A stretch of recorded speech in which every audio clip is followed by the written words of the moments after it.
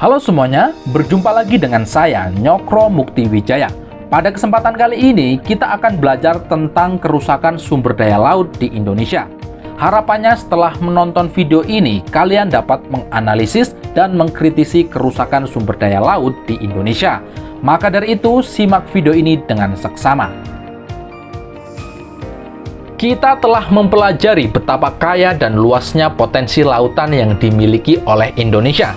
Namun sangat disayangkan masih ada yang memanfaatkan kekayaan laut kita dengan cara yang merusak. Pertama, laut kita rusak karena adanya pencemaran laut yang disebabkan oleh sampah plastik, tumpahan minyak, dan pembuangan limbah industri ke laut. Namun yang paling parah adalah pencemaran sampah plastik.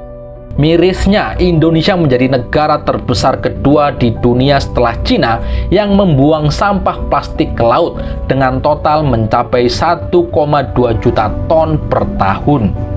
Kenapa sampah plastik sangat berbahaya untuk laut kita? Pertama, sampah plastik dapat menjerat berbagai biota laut, seperti yang dialami oleh penyu yang satu ini.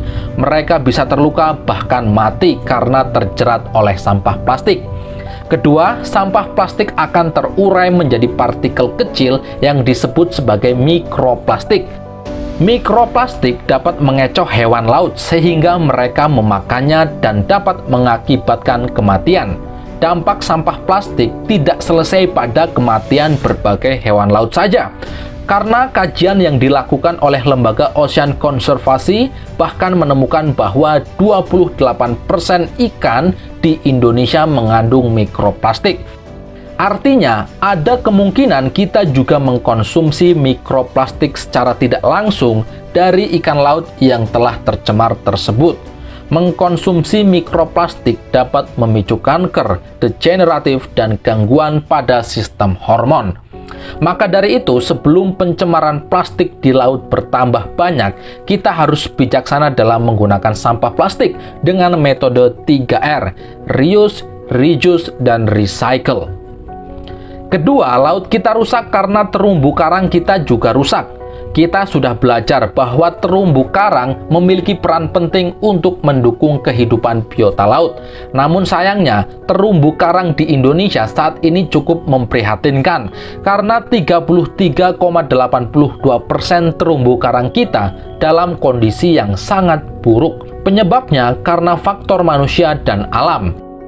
Faktor manusia salah satunya terjadi karena penggunaan bahan peledak dan pukat harimau untuk menangkap ikan. Pukat harimau digunakan dengan cara diseret di dasar laut, sehingga akan merusak terumbu karang yang dilaluinya. Selain itu, ukuran jaringnya juga kecil, sehingga semua biota laut akan masuk ke dalam perangkap. Sedangkan penggunaan bom ikan dapat menghancurkan terumbu karang serta membunuh semua biota laut yang terkena bom. Sementara faktor alam yang paling berpengaruh adalah karena adanya pemanasan global. Pemanasan global membuat permukaan air laut dan suhu air laut naik.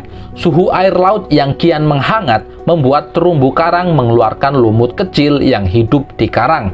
Hal ini menyebabkan pemutihan karang, sehingga membuat karang menjadi kelaparan dan akhirnya mati. Ketiga, laut kita rusak karena mangrove kita juga rusak. Kita sudah mempelajari bahwa mangrove memiliki fungsi yang sangat penting untuk melindungi pantai dari abrasi dan juga tsunami. Tapi sayangnya, luas hutan mangrove yang kita miliki semakin berkurang. Indonesia menjadi negara dengan tingkat kerusakan mangrove terbesar di dunia, karena setiap tahun ada 52.000 hektar mangrove yang rusak. Penyebab rusaknya hutan mangrove di Indonesia adalah adanya alih fungsi lahan mangrove menjadi perkebunan sawit dan menjadi tambak.